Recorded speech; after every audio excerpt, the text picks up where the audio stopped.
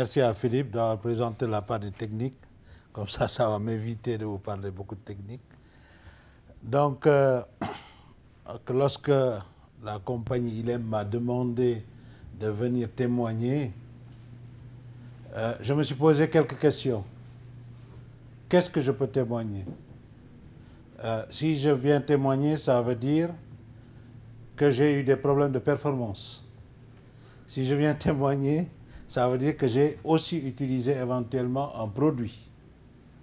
Oui, c'est vrai. Et c'est ce que je vais vous parler après. Mais par contre, ce qui est aussi important, c'est le témoin. Est-ce que vous connaissez le témoin, oui ou non? C'est pour ça que je vais commencer par me faire connaître, pas personnellement à mon nom Khalid Tabé, mais faire connaître Crédit Agricole Suisse, qui appartient à un groupe. Donc je vais juste présenter quelques slides qui vont présenter le groupe, présenter Crédit Agricole et montrer qu'il y a une différence entre Crédit Agricole Suisse et le groupe. Et à l'intérieur de Crédit Agricole, vous montrer aussi qu'on est un éditeur de logiciels. Ce qui nous a amené à avoir besoin d'un produit de performance. Et j'ai invité Pascal Zamofin, qui est avec moi, pour aussi appuyer le témoignage, parce qu'en fait, seul, je suis un bon ou mauvais témoin, mais à deux, je crois qu'on ne peut pas tous les deux s'aventurer à témoigner quelque chose qui n'est pas vrai. Alors, qu'est-ce que c'est Crédit Agricole? Crédit Agricole est composé de fusion, de rachat de plusieurs banques. Donc, on voit qu'on parle de 1858 au niveau de la compagnie Suez, donc Canal maritime de Suez. On parle de Crédit Lyonnais, on parle de Banque d'Indochine, etc. Donc, toute cette fusion et rachat amène qu'aujourd'hui, Crédit Agricole Suisse est né depuis 2005. Mais ça ne veut pas dire qu'on n'est pas là depuis avant 2005. On est là bien avant 2005 parce qu'on était Indo-Suez au niveau de la Suisse. Et de Indo-Suez, on est passé de Crédit Agricole Indo-Suez. Et de Crédit Agricole Indo-Suez, on est passé à Crédit Agricole. Ce que je vais vous montrer ici, le groupe, ce qui est important, c'est juste ces deux parties. Donc, là, on est deuxième en France, deuxième ici en France au niveau en termes de bilan et ici en termes de fonds. Et au niveau mondial, on est 13e et 3e. Donc, c'est juste que pour montrer que quand même, le témoin n'est pas un petit témoin.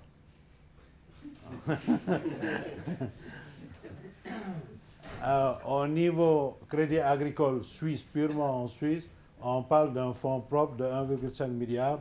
Donc, qui représente quand même que si on se présente aujourd'hui pour témoigner, c'est qu'on a eu quelques succès avec ce produit et ça nous a donné satisfaction. On est un peu partout dans le monde, donc comme vous le voyez. Alors, si on parle maintenant de Crédit Agricole Suisse, dans Crédit Agricole Suisse, il y a Crédit Agricole Private Bank Services.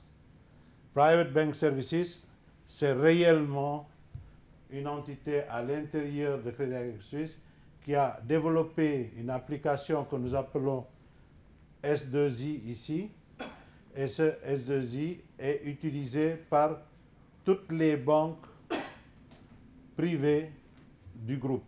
Donc, nous avons en Suisse, Luxembourg, Monaco, Singapour, Bahamas, CAF, Hong Kong et Belgique. Donc, toutes ces banques viennent se connecter sur notre plateforme pour utiliser l'application S2I. Ainsi que 16 banques privées actuelles qui sont en Suisse ou à l'extérieur de la Suisse qui viennent aussi se connecter. Par contre, on a une application S2I qui a aujourd'hui 19 ans, qui va bientôt fêter ses 20 ans. Donc, à un moment donné, il y a des questions qu'il fallait se poser. C'est pour ça que là, je vais juste vous montrer que le centre logistique de Pointe que nous avons, mais là, je ne vais pas m'attarder dessus parce que ce n'est pas le but de la présentation. Par contre, où nous sommes, ça, je vais vous le dire quand même, c'est juste à la sortie de Vennes, donc à Lausanne. Donc dès que vous sortez, tous ces bâtiments que vous voyez ici, donc on voit ici, c'est le premier bâtiment qu'on a construit. Le deuxième, c'est ce bâtiment. Le troisième, c'est ce bâtiment. Donc on ne fait pas que l'édition, on s'occupe aussi du back-office de quelques banques. Okay? Donc c'est pour ça que cet agrandissement, ce n'est pas que l'informatique. Par contre, l'informatique, oui, il faut en parler quand même.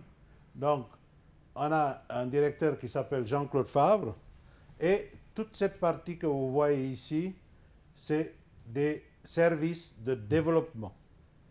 Donc, ce sont tous des services de développement dont il y a un service ici qui s'appelle S2IJT, qui est né dès qu'il y a eu besoin de dire que S2I, il faut réécrire S2I. Réécrire S2I s'appelle prendre une technologie un peu moderne. Donc, moderne, tout le monde le sait aujourd'hui, tout le monde court derrière Java. Donc, on n'est pas meilleur ou pire que les autres. Nous avons décidé donc d'aller vers Java. Ce qui va nous amener aussi des soucis qu'on appelle performance. Alors, donc là, c'est pour ça que j'ai invité Pascal Zamofin. Moi, je m'occupe personnellement de tout ce qui est informatique technique. Donc, dans l'informatique technique, on retrouve infrastructure, on retrouve les projets techniques tels que les interfaces, etc. Donc, c'est les deux ensemble, donc Pascal Zamofin et moi-même, nous avons travaillé donc sur les performances pour améliorer la situation. Les rôles de l'informatique chez nous, je ne vais pas vous énumérer tout, mais ce qui est important, c'est ça. Gestion des projets informatiques et assistance à l'évolution du métier.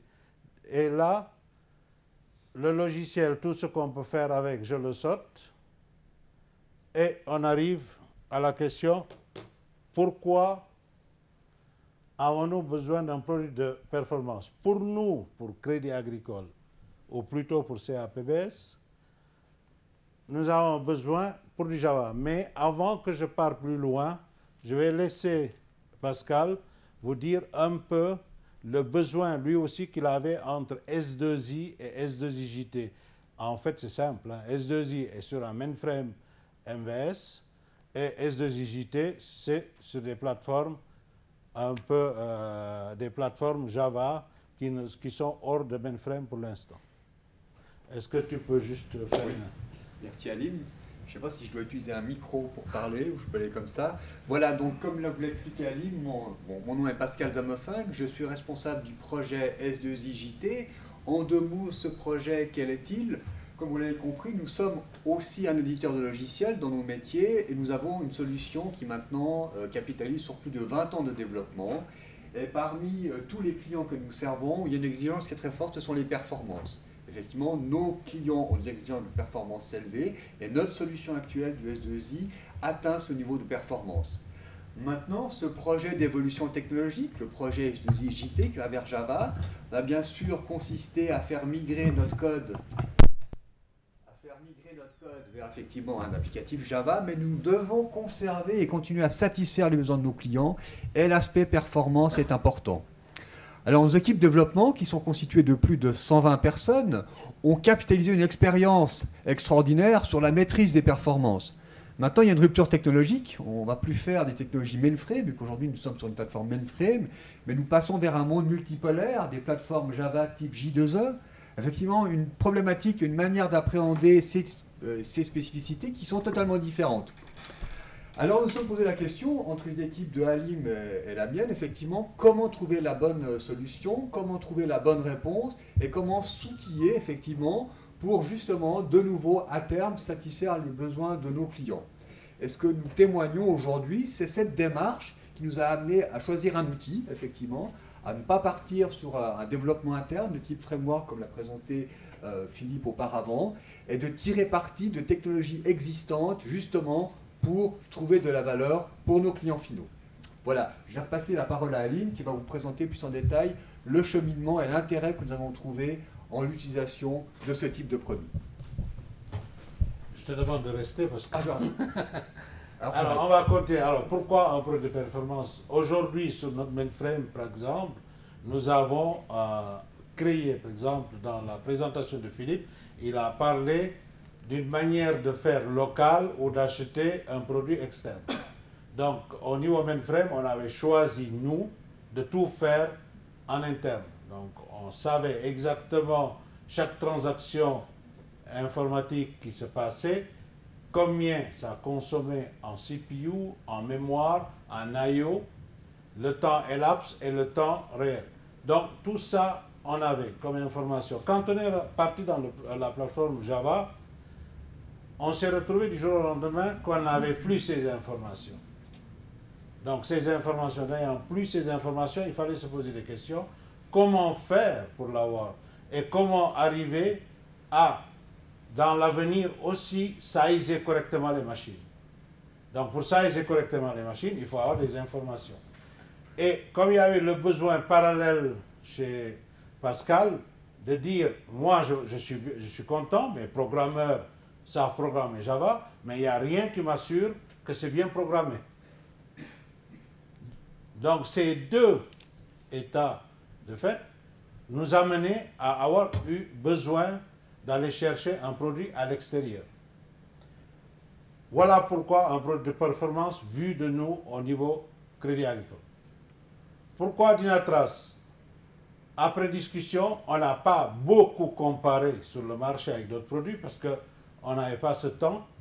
Mais c'est simple, en discussion, les personnes qui connaissaient Java chez nous et les personnes qui ont approché un peu la presse, en discussion ensemble, on a dit, OK, on y va pour Dynatrace et on va voir est-ce que Dynatrace nous donne satisfaction, oui ou non.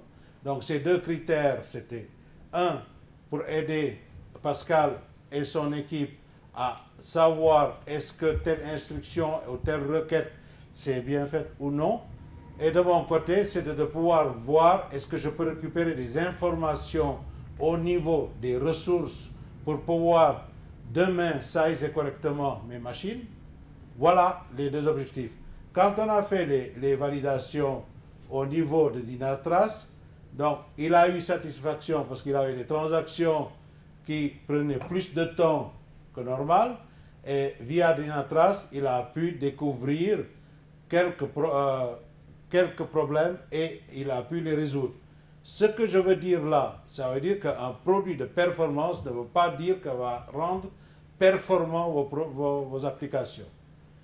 Le produit ne rend pas performant vos applications. Le produit vous permet de découvrir les problèmes qui sont cachés soit par les hommes systèmes qui installent ou soit les développeurs qui développent à la va-vite. Okay? Donc, c'est là que le produit de performance peut aider. Ce qui veut dire que derrière, c'est tout à fait normal, il faut que des personnes, un groupe est dédié pour pouvoir analyser ces informations qui sont de Dynatrace. Alors, que ce soit Dynatrace ou un autre produit, mais il faut qu'un groupe soit dédié pour s'occuper et réellement de découvrir qu'est-ce qui est mal utilisé et puisse passer cette information aux développeurs comme aux gens de la technique système s'il y a besoin.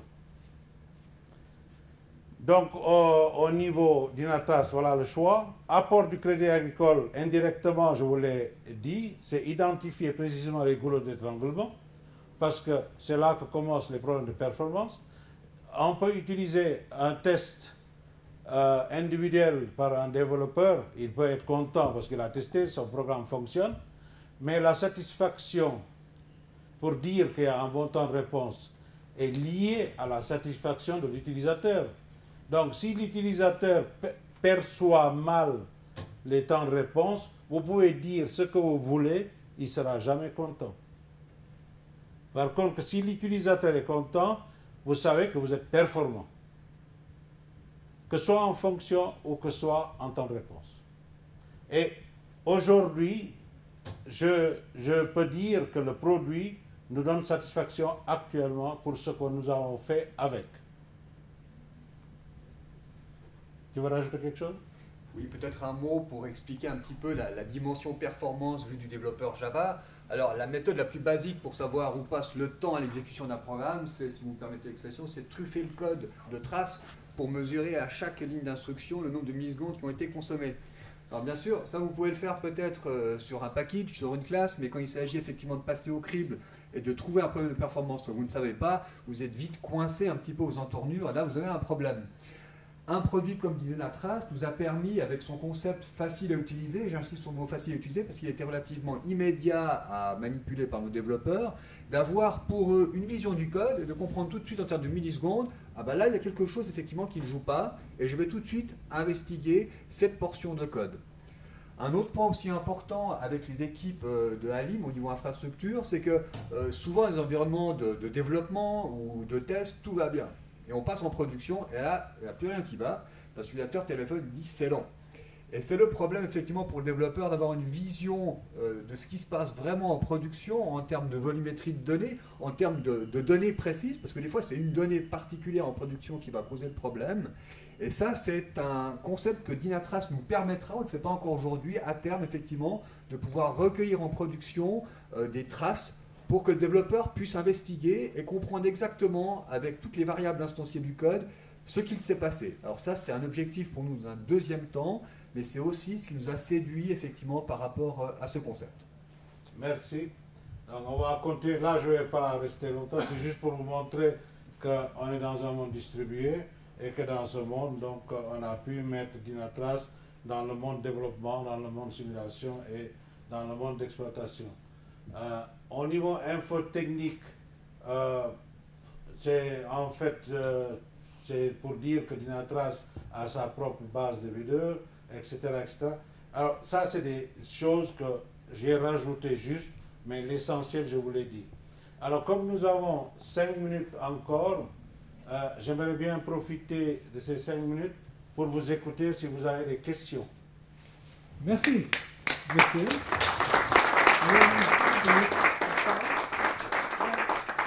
Number of speakers today. Yeah, so a big pleasure. Pour vos questions. Le monsieur. Comment est-ce qu'on mesure le ressenti d'un utilisateur sur les performances pour savoir si ensuite derrière on atteint la satisfaction? Vous avez un premier métrique, c'est le helpdesk. Vous mettez en production le lundi matin et il y a 50 appels pendant la première heure, c'est un bon métrique généralement. Ensuite, il faut voir par rapport au développement en Java, nous sommes sur des technologies, il faut quand même le dire, qui sont intrinsèquement moins performantes que les technologies mainframe. Donc on doit aussi gérer les attentes de l'utilisateur quand il reçoit un applicatif qui a été réécrit en Java. C'est plus riche en termes fonctionnels, en termes graphiques, en termes possibilités ergonomiques, mais souvent c'est moins rapide. Donc on doit expliquer, communiquer, gérer ça, ce qui n'empêche pas qu'au niveau, on va dire, intrinsèque, effectivement, on doit optimiser le code. Alors, ce que je vous disais, c'est qu'aujourd'hui, on n'a pas encore activé la possibilité de recueillir des traces en production, de faire on va dire, de l'optimisation préventive, en guillemets, quand l'utilisateur va téléphoner pour dire je trouve que c'est lent, d'avoir online, effectivement, ce qui s'est passé, sans lui demander mais qu'est-ce que vous avez fait, et ainsi de suite. Donc à la base, on a des mesures au-delà effectivement du code Java qui permettent effectivement de mesurer les temps de réponse, mais à l'heure aujourd'hui où on vous parle, par rapport à cette technologie de Dynatrace, on est en phase d'apprentissage pour monter en puissance sur sa maîtrise. Juste pour compléter la réponse, le ressentiment utilisateur avec l'expérience qu'on a sur S2I maintenant, c'est en fait c'est de prendre un échantillonnage, c'est-à-dire qu'il faut prendre dans chaque service ou chaque département une personne qu'on choisit après discussion avec le chef de département ou le chef de service et qu'on cible cette personne et on lui demande d'utiliser le produit et de donner ses impressions. Et en même temps, on mesure le temps d'utilisation sur telle ou telle transaction. Et de là, on peut savoir est-ce qu'on est complètement à des années-lumière de l'attente de l'utilisateur ou on est très proche. Et dépendant de ça, on le refera jouer plus tard ce test pour faire un ressenti utilisateur. C'est une manière de faire qu'on a utilisée dans le temps qui n'est peut-être plus vraie parce que les produits évoluent et peut-être il y a certains produits qui facilitent ça. Juste pour compléter, M. Taber, techniquement, c'est ce que vous voulez savoir, techniquement aujourd'hui, pour ne pas parler d'outils, on va utiliser un agent qu'on va déployer au niveau du client, au niveau du browser, qui va permettre de reprendre et de tracer tout ce qui se passe au niveau du navigateur et centraliser tous les éléments et tous les métriques sur le serveur Dynatrace. Alors, bien entendu, ça a aussi un impact et un overhead. Encore une fois, ce qu'on veut, c'est mesurer les ratios du temps passé sur l'ensemble de la transaction. Techniquement aussi, maintenant, dans la future version de l'outil qu'on ne doit pas nommer, aujourd'hui, on va pouvoir déployer maintenant dynamiquement sans avoir à installer, à intervenir sur un poste utilisateur via Apache, donc à injecter du JavaScript dans les requêtes HTTP. Et donc à automatiquement récolter ces informations, et donc le paramétrer oui ou non, pour réconcilier l'ensemble de la transaction end-to-end. D'autres questions? I think we can have the further questions also in the break. Yes. Yeah, you are here. Yeah, many thanks again. Yeah, for this fully engaged team. Yeah, it looked really like teamwork. And now you have a break. Yeah, and enjoy it until the time.